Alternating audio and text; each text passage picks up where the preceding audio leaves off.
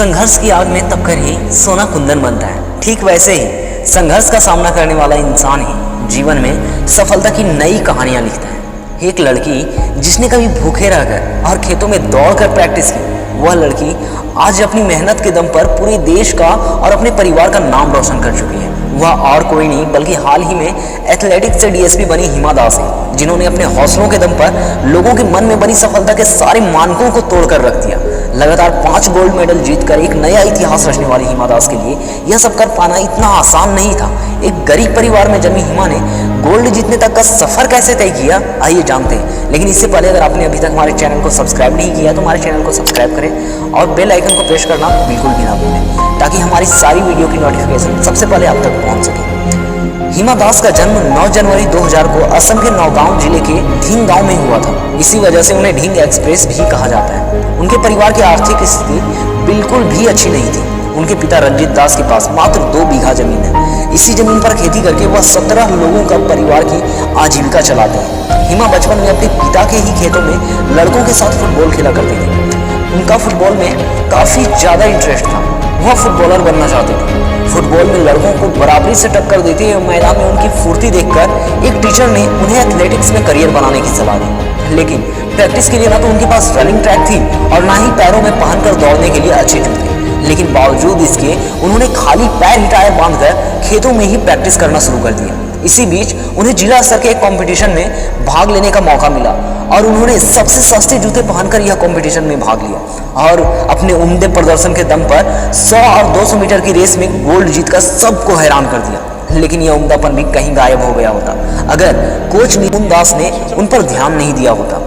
उन्होंने हिमा को state championship में भाग लेने के लिए प्रेरित किया, जहां उन्होंने कांस्य पदक हासिल किया। फिर उन्हें जूनियर नेशनल चैंपियनशिप के लिए भेजा गया।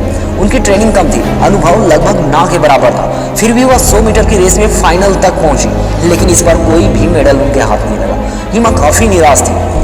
यह एक सुंदर करियर का दुखद अंत हो सकता था, लेकिन कोच ने ऐसा होने नहीं दिया, क्योंकि उन्हें पता था अगर हिमा को सही ट्रेनिंग और सही मार्गदर्शन मिले तो वह इतिहास रच सकती। उन्होंने हिमा के घर वालों को मनाया कि वह अपनी बेटी को ट्रेनिंग के लिए गुवाहाटी जाने की अनुमति दे। यह थोड़ा मुश्किल था, लेकिन कोच ने काफी समझाने के बाद उन्होंने हाँ कर दी। उनके पिता इस बात से खुश थे कि उनकी बेटी को कम से कम 3 वक्त का भोजन सही से मिल सकेगा। यह हिमा के लिए एक नए संघर्ष की शुरुआत थी। उनका सारा खर्च उनके कोच ने उठाया। शुरू में उन्हें 200 मीटर की रेस के लिए तैयार किया गया, बाद में वह 400 मीटर की रेस भी लगाने लगे। उनकी लगन और मेहनत का यह नतीजा निकला कि उन्हें गोल्ड कोस्ट कॉमनवेल्थ गेम्स के लिए चुना गया। वहाँ उन्होंने 400 मीटर की रेस 51.31 सेकंड में पूरी की। वे वहाँ 6ठे स्थान पर रही।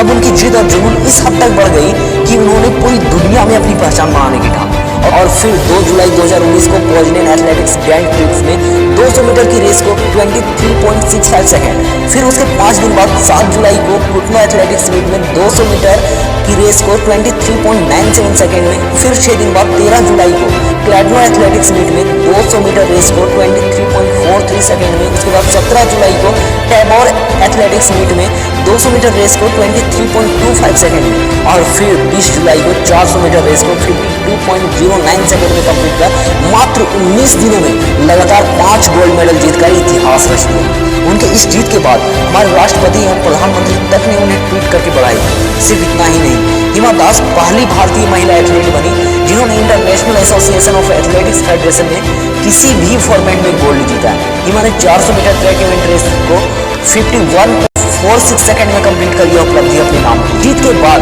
मेडल देते वक्त जैसे ही भारत का राष्ट्रगान बजा, तब हिमा की आंखों में आंसू आ गए थे। हिमा कहती है कि अपने संघर्षों के दौरान जब भी वह टूटती थी, तब वो अपने परिवार का संघर्ष याद कर लेती थी। फिर वह टूटने की बजाय दोगुनी शक्ति महसूस करने लगती थी और फिर पूरी जी जान से अपनी तैयारी में लग जाती। हिमा के ट्रैक पर दौड़ने और जीतने का अंदाज भी कुछ अलग ही है। रेस के शुरू के हिस्से में वह धीमा स्टार्ट करती है और आखिरी हिस्से में जब दुनिया उनकी जीतने की उम्मीद छोड़ देती है, वह अपनी रफ्तार बदलकर सबसे आगे निकलकर सबको आश्चर्यचकित कर देती है। एक समय बेहद गरीबी से जूझ रही हिमा के पास ट्रेनिंग के लिए अच्छे जूते नहीं थे। जब उनके पिता को पता चला तो उन्होंने गुवाहाटी जाकर अपनी गाढ़ी कमाई से 1200 के जूते खरीदे और उन जूतों को यूं सहेज कर लाए मानो कोई बच्चा हो। उस दृश्य की कल्पना कीजिए जब पिता ने वह जूते हिमा को सौंपे होंगे, मानो जैसे कोई अपनी विरासत सौंप रहा हो। आज वही हिमा फुटवियर बनाने वाली जर्मन कंपनी एडिडास जिसकी हर क्षेत्र में तूती बोलती है, वह उसकी ब्रांड एम्बेसडर है। उनका नाम एडिडास के जूतों पर छपता है। आज वह खुद एक ब्रांड है और यह सब उन्होंने अपनी मेहनत और काबिलियत के दम पर हासिल किया है। कहते हैं कि बिना त्याग के कभी सफलता नहीं मिलती। 2018 में हिमा ने कॉमनवेल्थ गेम्स के लिए अपनी बोर्ड परीक्षा तक को छोड़ दिया था, जिसे उन्होंने 2019 में क्लियर किया। असम की हिमा दास अब देश की हिमा दास हो गई है। उन्हें उड़न परी भी कहा जाता है। हिमा दास को उनकी इन उपलब्धियों के लिए अर्जुन अवार्ड से भी सम्मानित किया जा चुका है।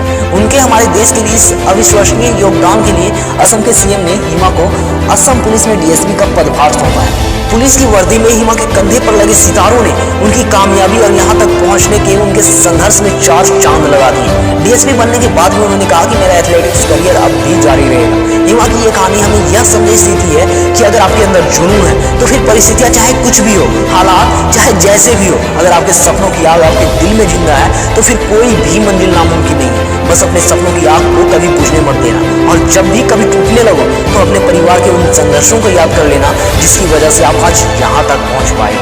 तो गाइस, आपको हमारी यह वीडियो कैसी लगी नीचे कमेंट सेक्शन में जरूर बताएं और हमेशा एक से बढ़कर एक मोटिवेशनल वीडियो देखने के लिए हमारे चैनल को सब्सक्राइब करना बिल्कुल भी ना भूलें। मिलते हैं जल्दी ऐसी ही एक नई शानदार वीडियो के साथ। तब तक हंसते रहिए, मुस्कुराते रहिए।